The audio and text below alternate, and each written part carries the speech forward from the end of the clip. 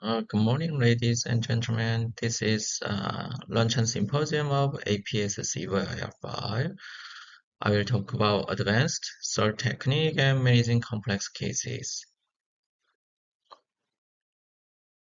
This is my disclosure. I will talk about these things. First, same-day radio embolization. Same-day radio embolization means planning angiography, MAA scans, SPECT-CT, and Y-90 radio embolizations are performed in a single day. This is a so-called Order Map and Treatment Program, OMT program, provided by Soltex. So we perform angiography first, and then during the MAA scan and SPECT-CT, we determine the target tumor vessels, and we calculate the dosimetry by partition model, and we determine the radiation activity of each daughter vial, and then we notify the nuclear medicine technician of the target vessel, the daughter vial, radiation activity, and the number of daughter vial. Within 30 minutes, nuclear medicine technician delivered the daughter vials to angiography suite, and it takes over 4 or 5 hours from the beginning of mapping angiography to completion of radio embolization. To minimize the unused mother vials, we have to pick a patient with a low long-shunt fraction. So first, who has high long-shunt fraction? According to the literature, large HCC, hepatic vein invasion, early opacification of hepatic vein, arterial portal shunt, and main portal vein invasion, and TIPS are known as an indicator of a high long-shunt fraction. According to our hospital's experiences, dysmorphic intratumoral vessels is an indicator of a high long-shunt fraction. You can see dysmorphic intratumoral vessel on CT scan. On angiography, you can see the dilated vascular structure, and long-shunt fraction was 44%. On right side, there was no dysmorphic vessel in the tumor, and long-shunt fraction was less than 1%.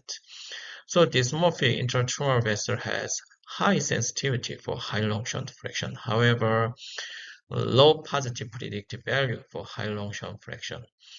I guess about 30% of patients with dysmorphic intratumoral vessels has a high long-shunt fraction. But dysmorphic intratumoral vessels has a high negative predictive value. So if the tumor without dysmorphic vessels almost always has a low long-shunt fraction. So who is the best candidate for same-day treatment?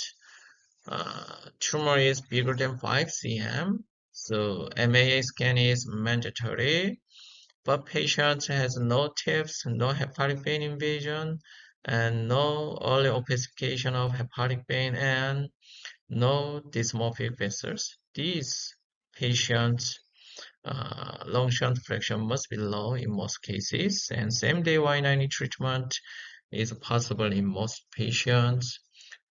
So I say again, to minimize the unused mother vial, we have to pick up patients with a low long-shunt fraction. This patient, 88 years old, has 12 cm size HCC. On arterial phase, MRI shows no dysmorphic vessels and no hepatic vein invasion. So we planned the same-day treatment, OMT program. The patient was very old, so 2 hospital visits may be a burden for the patients and patients' relatives. So OMT program means 1 hospital visit is enough for radio embolization and planning angiography and MAA scan. Fortunately, the tumor has low Longchamp fraction, less than 2%. On angiography, you can see tumor velocity here and total 2.93 gigabecquerel of APSCVIR was delivered through the right hepatic artery. 10 months MRI shows markedly decreased tumor.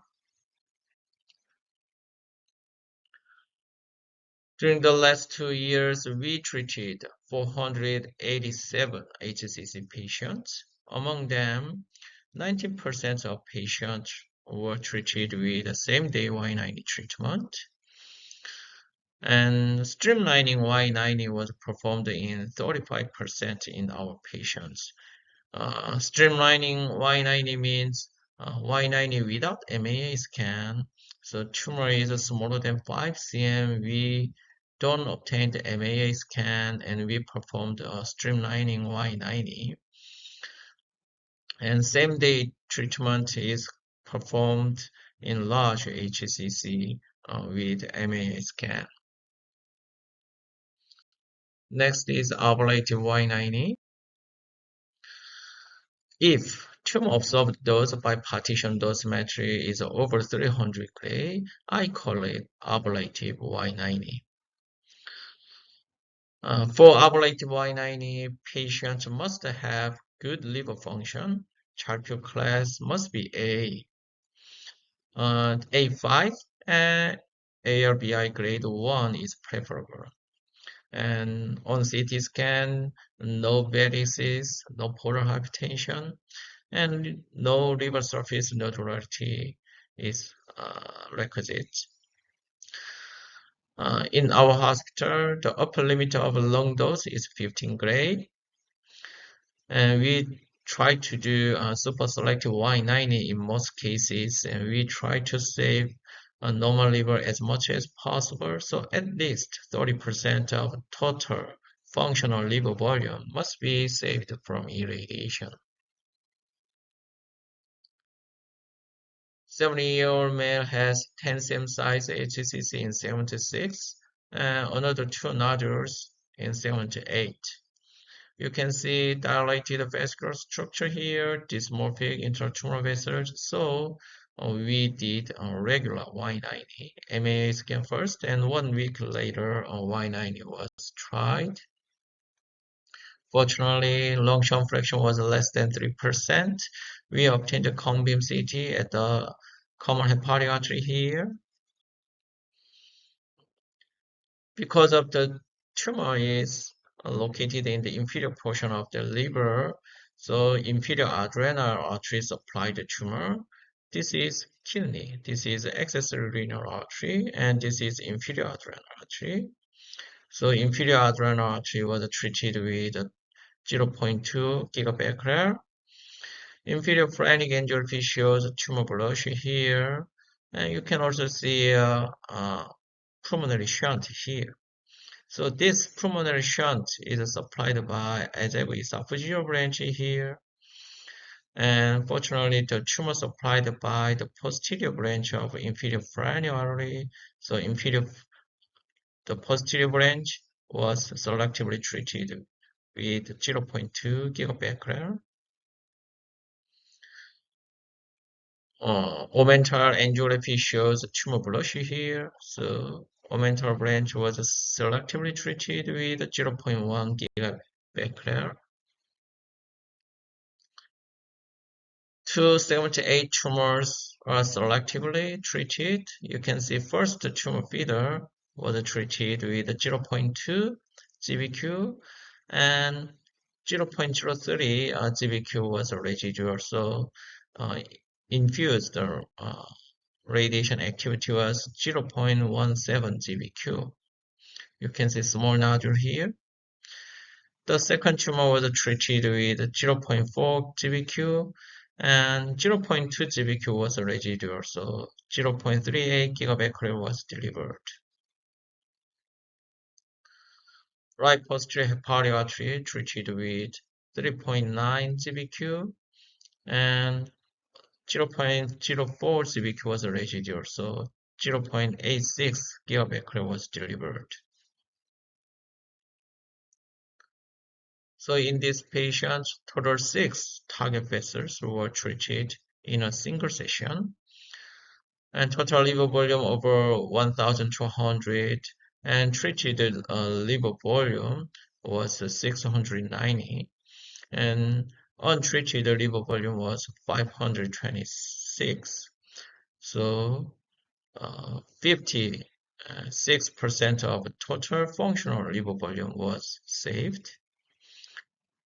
Total radiation activity delivered was 4.9 GBq, and tumor observed dose by SPECT-CT was over 600 gray.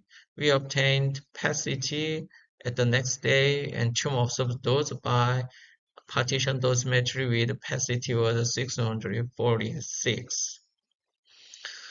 So my recipe of ablative Y-90 is radioembolization is performed as selective as possible, and target tumor observed dose over 300 gray by partition dosimetry.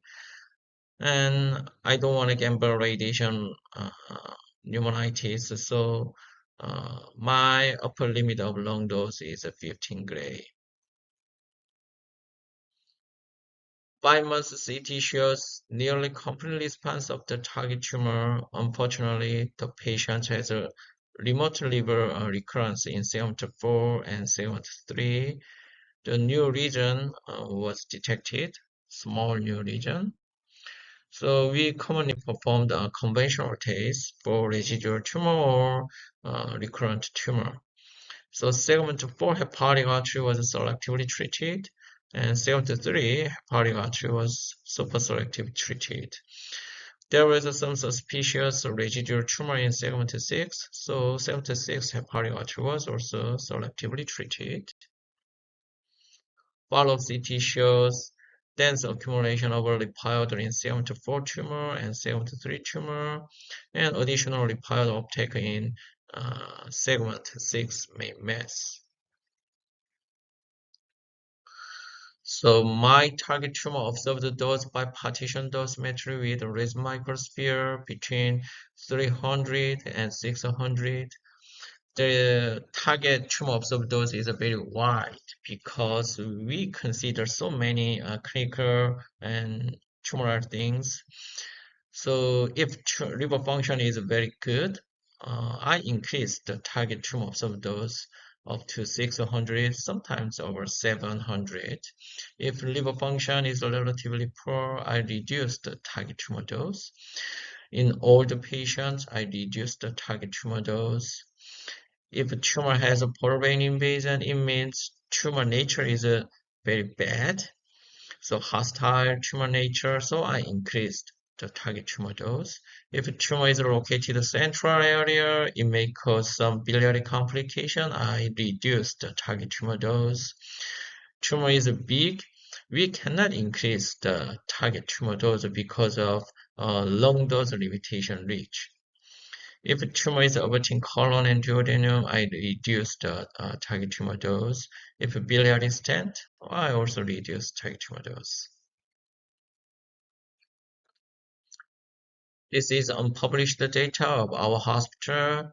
Nodular HCC without vascular invasion, total 160 patients. This is a tumor observed dose by PET-CT, and probability of a complete response around 7 months would be 80% in patients with target tumor dose over 500. And the probability of a complete response rate was about 10% if tumor observed dose was less than 200. So my target tumor observed dose at least 300 if the tumor is curative. Next topic is high Luncheon fraction. If Luncheon fraction is over 10%, I call it high Luncheon fraction. Nowadays, I seldom perform Y-90 in patients with high Luncheon fraction in large HCC, and I keep the estimated lung dose under 15 gray, and I set the lung mass as 80 gram in man and 800 gram in men and 600 gram in women. I don't want to gamble at the risk of fatal radiation pneumonitis. I had several cases of radiation pneumonitis, but not anymore. And there are several kinds of lung shunt reduction method. In our hospital, we perform a conventional TACE or blend embolization or TAP TACE, one session, two session, or three sessions. I used to do hepatic vein ballooning, but I don't do anymore. In Korea, systemic therapies, etidobep or sorafenib, is not is not reimbursed for the purpose of lung shunt reduction. So systemic therapy cannot be used in Korea for lung shunt reduction. There are many literatures that systemic therapy is effective in lung shunt reduction. However, partial response rate of systemic therapy is up to 30%. So lung shunt reduction may be possible in 30% of patients. Anyway, in Korea, in our hospital, TACE is used for lung shunt reduction method. So this patient has 8.6 cm size tumor. Unfortunately, lung shunt fraction was almost 30%. So we performed blend embolization with APSCVIR. In this case, about 30% of a tumor was treated with APSCVIR. And 3 weeks later, we check MAA scan again. Unfortunately, lung shunt fraction was 44%. Because I did very weak embolization at the first session, so lung shunt fraction was not decreased. So I did strong conventional TACE, and then the third weak conventional TACE was performed.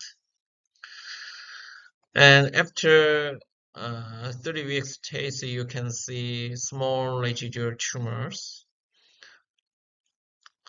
But however, because of the central location of the tumor, by conventional TACE, a complete response cannot be expected.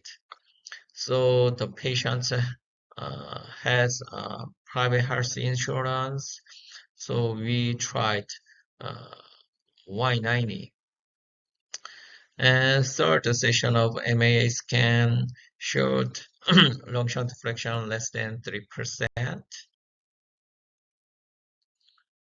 So because of the tumor located in central area, selective treatment was impossible. So distal segment 2 and segment 3 hepatic artery was temporarily embolized with a gelatin sponge particle, and 0.3 GBQ was delivered the proximal left hepatic artery here. And segment 5 hepatic artery was temporarily embolized with a gelatin sponge particle, and segment 6 hepatic artery was temporarily embolized with a microballoon, and then Y-90 was injected 0.4 GBQ just distal to the cystic artery, and small amount of Y-90 was injected at the proximal right hepatic artery. The total 0.7 GBQ was delivered, and tumor dose by partition model was almost 400. So in our hospital, conventional TACE or blend embolization or TAP TACE are used for lung shunt reduction. If we do strong TACE, it is very effective in lung shunt reduction. However, patients suffer from severe post-embolization syndrome, and patients may have minimal residual tumor, and hepatologists may think TACE is very effective in these patients, so there is no reason Y-90 is performed, so hepatologists request repeated TACE. If we do a weak TACE, patients never suffer from post-embolization syndrome, but weak TACE is ineffective in shunt reduction, and tumor may progress, and treatment may be changed into systemic therapy. So we must do a moderate TACE with acceptable post-embolization syndrome and reasonable residual tumors. So uh, there are some moderate residual tumors, so uh, hepatologists think TACE is not enough and radioembolization is needed in those patients. So we have to do a moderate TACE, but I don't know yet what is the moderate TACE, and uh, I'm accumulating the experiences of TACE for shunt reduction, but I think moderate TACE is very difficult to be standardized. Final topic is AP shunt. HCC with PVT commonly has AP shunt, a segmental AP shunt, or if AP shunt, we can do Y-90. But in Ipsiloba AP shunt, patients must have good liver function because Y-90 leak into the portal vein, and the Ipsiloba liver would be treated. So it can be a radiation lobectomy. So the future liver remnant, if future liver remnant is small, we cannot increase the target tumor dose enough. Anyway, in patients, if patient has good liver function, high dose radiation lobectomy may be possible. If control lobar efficient, I don't do Y-90. I think control lobar efficient is a kind of contraindication of Y-90. If we do Y-90 in patients with control lobar efficient, it may cause radiation-induced liver disease, radioembolization-induced liver disease, and liver function may be worsened in many patients. In this case, diffuse HCC in left lobe and left portal vein invasion.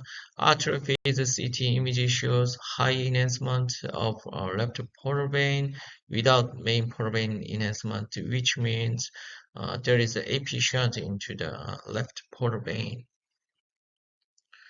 On angiography, control over AP shunt was noted, and I injected MAA into the left hepatic artery, but on SPECT CT you can see accumulation of MAA activity in right lobe.